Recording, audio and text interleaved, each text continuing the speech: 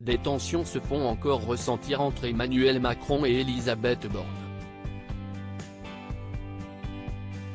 Depuis l'annonce de la réforme des retraites, la chef du gouvernement est dans une position jugée plus que compliquée.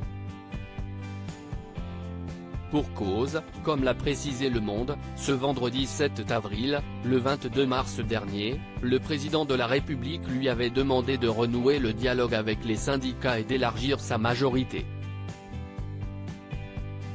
Une tâche ardue pour cette dernière.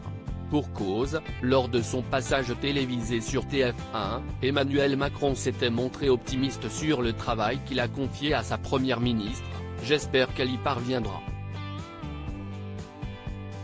Une remarque perçue comme un dernier avertissement avant remaniement.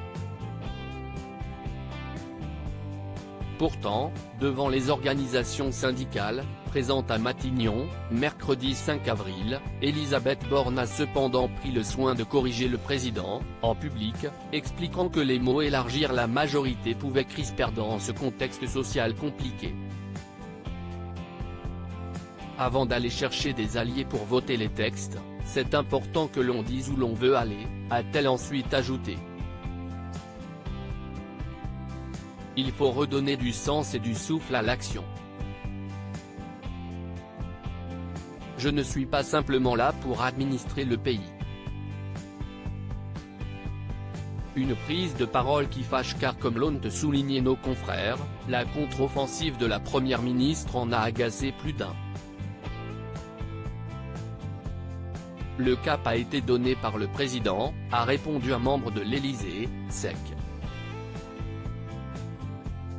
Supérieur à Elisabeth Borne, Bruno Le Maire. Découvrez les ministres à leurs débuts. Elisabeth Borne, critiquée à Matignon dans les colonnes de l'Express, paru mercredi 5 avril, un ancien ministre s'était penché, sous couvert d'anonymat, sur l'ambiance pesante présente à l'Élysée mais également sur l'actuelle première ministre.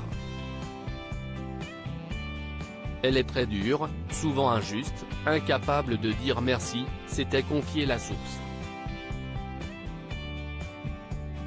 En revanche, elle sait émettre des critiques, les agrémenter de quelques « y'a que moi qui bosse ici » ou « il y a vraiment des gens qui bossent dans cette boutique ». Alors qu'autour d'elle, il se tue à la tâche. Un avis cinglant. Crédit photo, Stéphane Le Mouton.